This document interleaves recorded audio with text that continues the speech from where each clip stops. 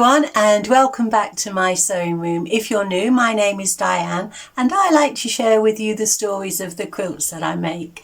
And if you watched the quilt that I made last week, you won't be surprised at all for this beautiful rainbow scrappy trip around the world that I've made this week. So let me tell you the story of this quilt. You might need sunshades. So last week's video was all about a traditional trip around the world quilt and the way that I made my trip around the world quilts. And I've made it from 3-inch squares. My intention last week was to make a scrappy trip around the world quilt.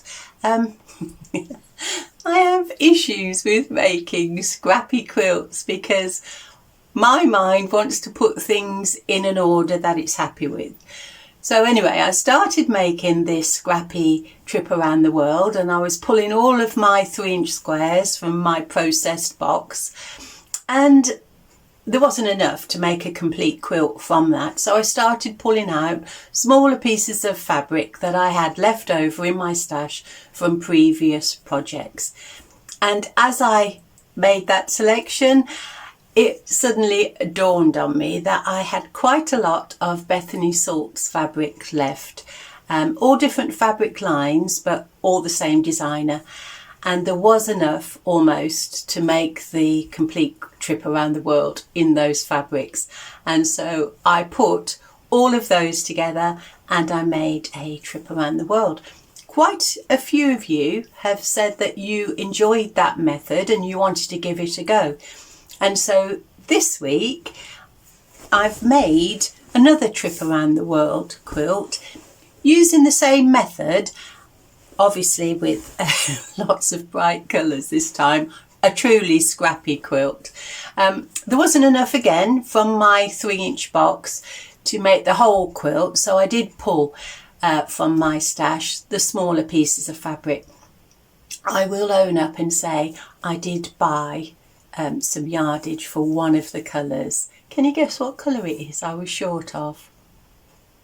It's a colour I don't use very often. I like all the colours, but yeah, I had to go and buy some fabric to complete this design in a rainbow style, but not very much, and it is lovely and I didn't use very much of it, so that will be used again in another project.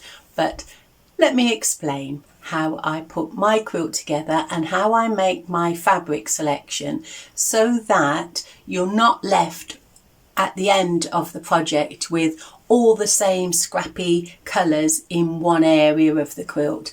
Sometimes that happens, doesn't it? If you're pulling from lots of different scraps, when you look back, you can see that you've got quite a lot of the same material in a particular area. And so the method that I use makes sure that there's an even distribution of colour throughout the whole of the quilt. So I'll get on and I'll explain how I do that.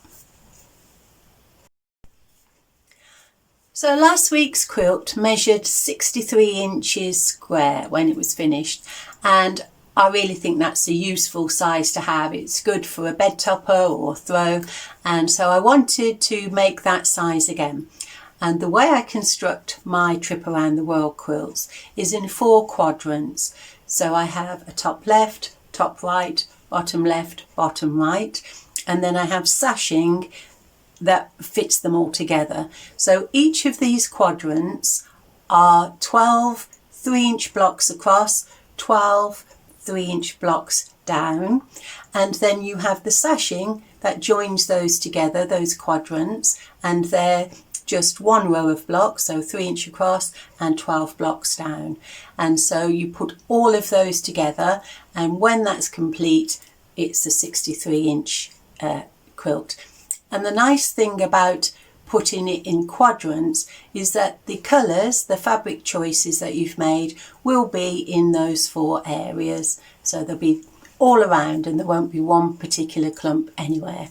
And last week's quilt had 12 distinct colour families. And this week, because I was going to make a rainbow quilt and I was using 6 colours, I know technically speaking that blue and indigo should be separate, so there should be 7, but I just wanted to keep my quadrants by 12 by 12, and so I put my indigo and my blue together so that I only have 6. So I started with the red, orange, yellow, green, blue, and then violet or purple. So I had 6 of those, and then I would repeat that. So whereas last week I had 12 distinct colour piles and there were 52 blocks in each pile, this week I only wanted 6 colour blocks, and so I'm going to have 104 blocks in each pile.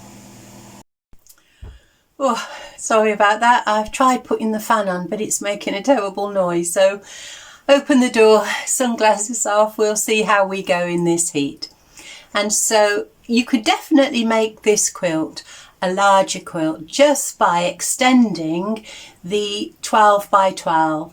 So just whatever you extend by, if you wanted to extend this quilt by 5.5 inches, you would put 13 squares by 13 squares, and so on.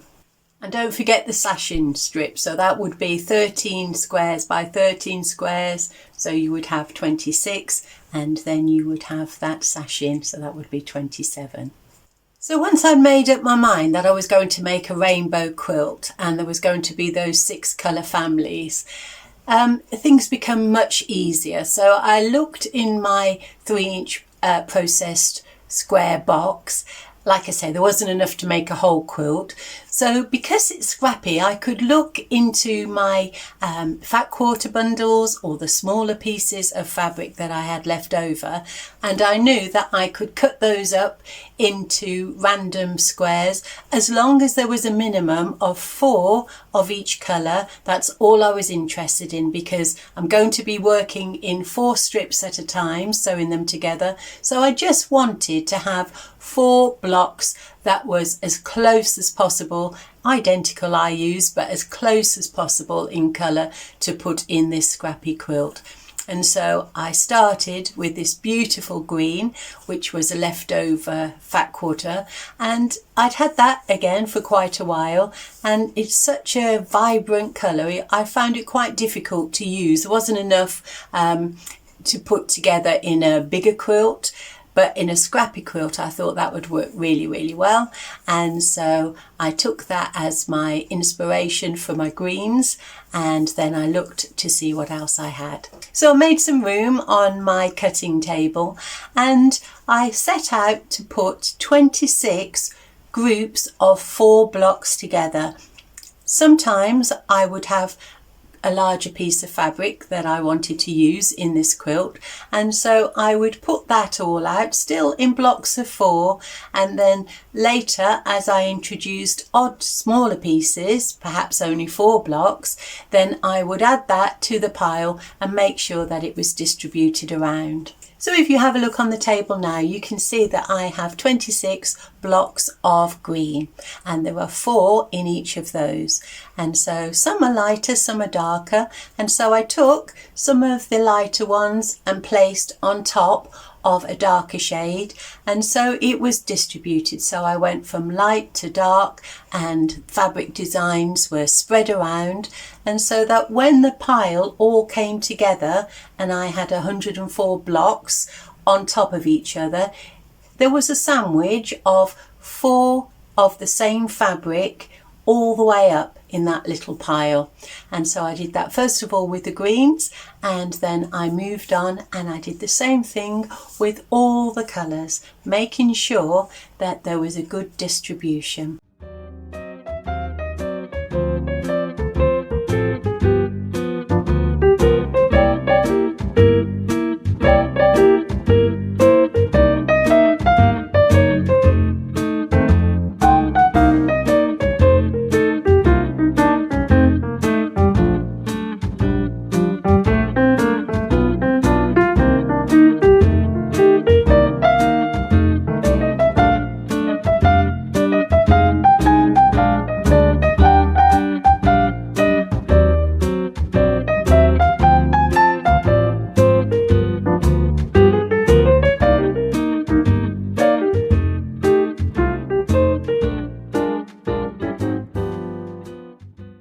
earlier I asked you to guess which colour it was that I would be short of, and it was purple. I don't know why. I don't use very much purple. I like the colour. I like all the colours, but yeah, it's just a colour that I don't tend to use very often, and so I didn't have very much at all. I didn't have any squares, hardly. I think I had about, I don't know, about a dozen squares in my process box, and so I needed to pull from my fabric, and there wasn't very much there at all, and so I bought this beautiful Robert Kaufman owl fabric, and I'd been looking at it for quite a while. It had been in the Rainbow Fabrics Dead Stock company online that I've been buying, and I don't know, it's just what do you do with a fabric like this? Well, you put it in a rainbow quilt, that's what you do. I do have some left now, and I do have some ideas for that fabric. It does look a little bit Christmassy to me. What do you think? And I think it only took me about a morning to make all this fabric selection and to put them together in these piles. And so my intention when I started to sew the quilt together would be to sew a row of 6. So it would start with a red, finish with a purple, so I would have a rainbow colour of 6, and then I would do the same again. So I would start with the red and finish with the purple, and then I would join those together, and that's how I was going to get my row of 12 for this particular design. So my first 4 rows starts at the red, finishes at the purple finishes in the centre, and this is the sashing. This will join the 4 quadrants together. So there's the middle top, the middle bottom, the middle left, the middle right, and they come together in a purple selection. And as you can see, I finished with a fussy cut of that beautiful owl.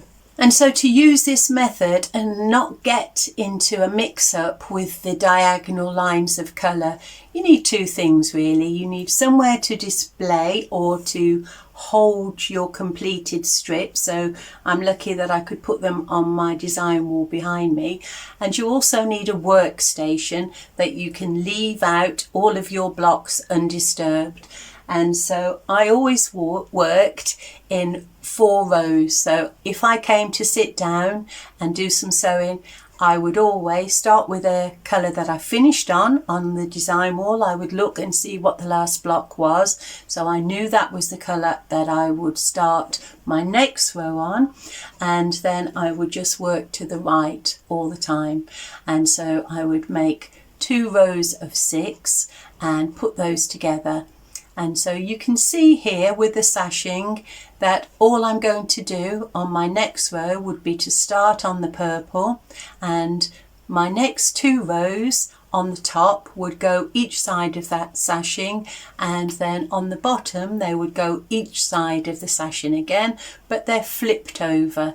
And just to clarify that, if you have a look at this slide, you'll see that side A, the last square added, was a blue. And so if you have a look then across at slide B, you'll see the first square I started on was a blue. And you're just doing that throughout the whole of the quilt. And so with the magic of video, I will let you see this quilt form.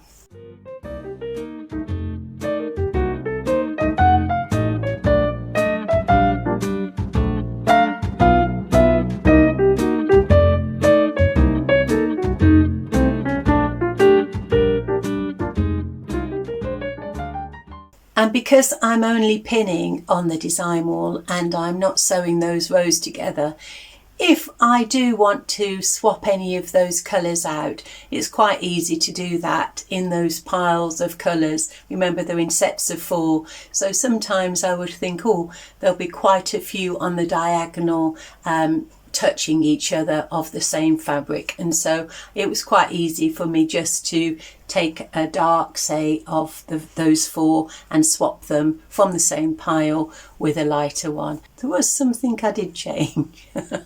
Let me show you that. So like I said, I wanted this quilt to be scrappy, organised scrappy, and my eye kept being drawn to the centre. I suppose if it's on a bed or a middle of a throw, you're going to be drawn to those owls that form a little cross in the centre. And if you have a look, you can see that green that I started with at the very beginning of this video, that sort of deep green, it was a fat quarter. There are a couple of those, and the blues are the same blue that surround those purples. And I did think I would leave it to start with. You can just see there are 4 bright green with a white dot on, and there's a very dark blue with a gold flecks in, and I really like those fabrics in the quilt, but I just wondered whether if I took those out and I replaced it with the same blue in the other areas that surround the purple and green, would it look better? I did leave it for a little while. Like I said, I'm trying to embrace the scrappy. But in the end, you know what I did? Yeah, I took those out and I replaced those. So I did make one amendment to the centre. And then I was happy with the way that everything looked. It is bright, very, very bright. It's so beautiful. I really, really like this one. I keep saying that. I really like all the quilts that I've been making recently. So yeah. Once I was happy with that design, I started with a left-hand quadrant on the outside row, and I just joined the row that was on the right of that to that, and then I worked my way across that quadrant, joining from the right each time until I met the sashing, and then I did the same thing on the bottom left-hand corner quadrant, started on the left-hand side, worked my way over to the right, and then I added that bit of sashing and joined that half together. So that was all one piece with some stay stitching around the outside of all those squares. And then I did the same thing on the right hand side and then joined them together as a huge block with the stay stitching around the outside, and then I pressed all of those blocks. I don't press until I'm at that stage because I like to have a little bit of wiggle room when I'm pulling and trying to get the points to come together, and so I just press after I've done the stay stitching on the outside. And I only use a steam iron. I was asked if I use starch, and no, I just use a hot steam press. So I didn't have any wide back that was big enough to go on the back of this quilt, and so I knew I was going to make a pieced backing. I did have a beautiful piece of rainbow sateen in squares that I really wanted to use. It wasn't big enough, and so I did have to join, and I joined. So there's the rainbow sateen. It's so soft and luxurious. I didn't have enough to completely cover the back, and so I joined with this black dots, and that's what the binding is. I think that adds a nice little contrast of colour. And I used a bright yellow on the front, a bright yellow in the quilting, cross-hatch quilting on my sewing machine, and I just thought that worked really well with all those colours, and it does shine, really, really shiny and summery. And on the back I used a silver grey, so that sort of disappears into the back, but I wanted it to shine on the front, and so that was it. That was that quilt. It didn't take very long at all. I think it took me about 3 days in and out, 3 or 4 days. Not completely sewing all day, but in and out. It's just a matter of coming in and doing 4 rows at a time whenever you've got the time to do that. And so I'll show you now some of the images of the back, because I think that looks really, really pretty, and the front.